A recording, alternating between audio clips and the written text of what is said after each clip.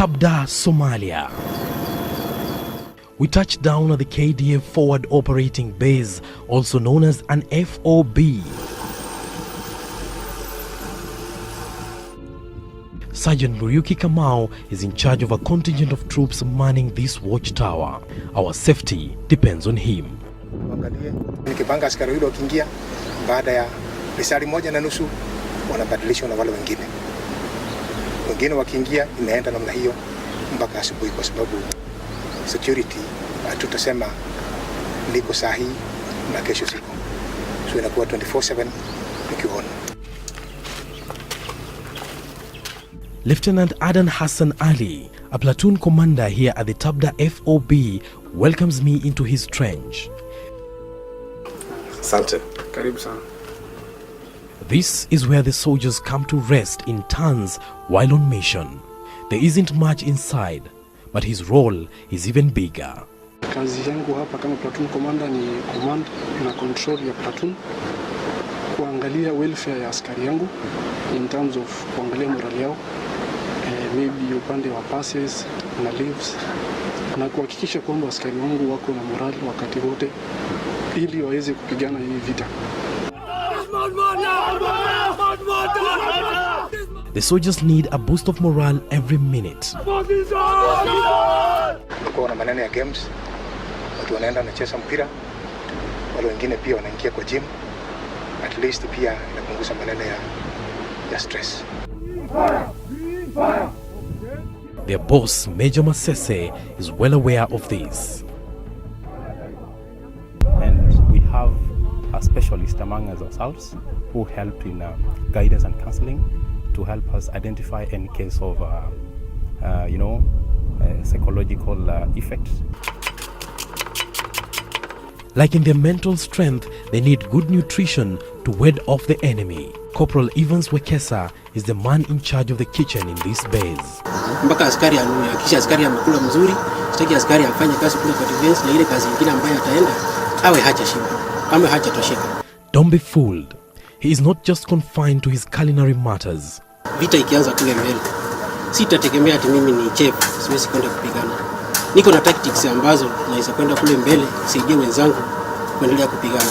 In the spirit of the tradition back at home, our microphone provided him with an opportunity to send greetings. Salamu zangu zinaenda kwa sister zangu, na brothers zangu, mahali ambapo wako, na baba mzazi mahali ambapo wako.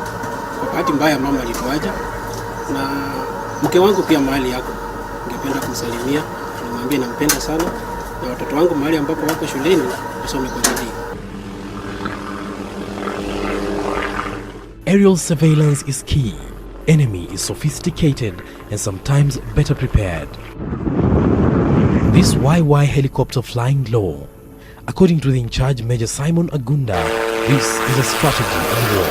When the Al-Shabaab are holding the RPG, they can't hold it and fire it at a lower angle. It will burn him down there. The backflash will burn him. Agunda maintaining that his toy is cut for the job it does. They don't even have RPG alone. They have a weapon called ZU. It's an anti-aircraft. Several times they have fed it to us when we go for missions, when they conduct the ambushes, they come with it, but we've always been up to the game, up to the task. For the soldiers here, the fall of darkness is even a major test of their resolve to keep the insurgents at bay.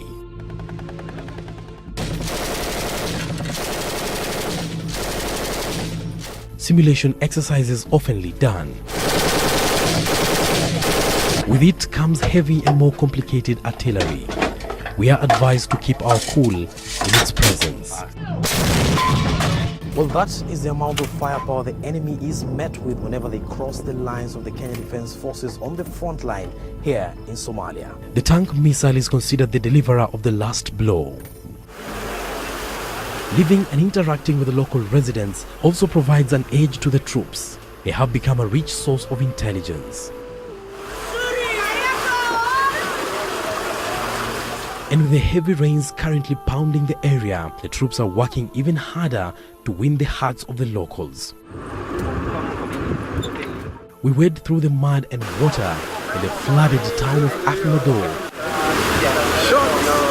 In addition to the field combat that confronts them in the FOBs, the Kenya Defence Forces also reaches out to the community here in Afmedo in medical camps free of charge, like you're about to see.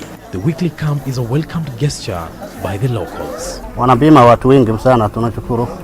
Wale wenzangu wasaidia watu wengi sana kama watoto wa mama na kama sisi hata wanasaidia sana. Captain Robert Simba is the leading doctor.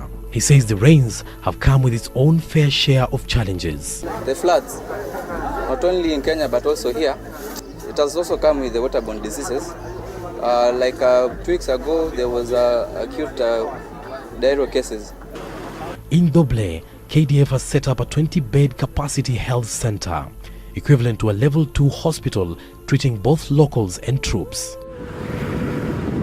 With all these systems working, Somalia is now grappling with the reality of a slip to lawlessness come 2020, when the African Union forces are expected to finally wrap up their mission. This follows the ratification of the United Nations Security Council Resolution 3272 that calls for a conditional drawdown of the forces in Somalia. It will be detrimental, and it will, all the efforts we have had and the blood we have spilled in this country will go down the drain in the event for further drawdown without specifics being addressed.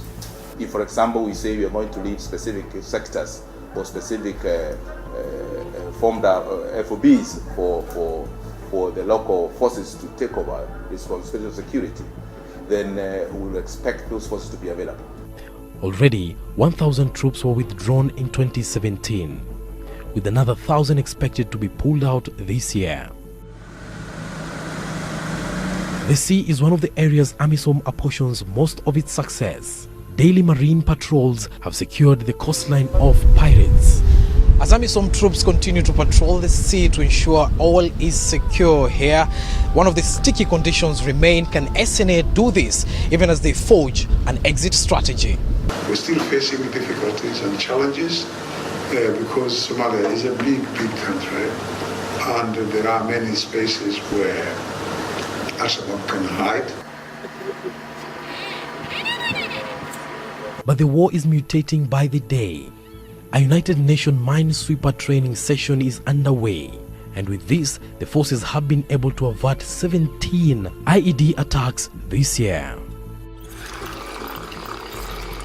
From mine detectors to these remote-controlled vehicles, the extent to which the changing face of terrorism has taken the forces. From the trenches to the battle front lines combating heavy fire from the enemy, the Kenya Defence Forces troops are out here to make sure that you back at home are safe. Hassan Mugambi, Citizen TV, Tabda, Somalia.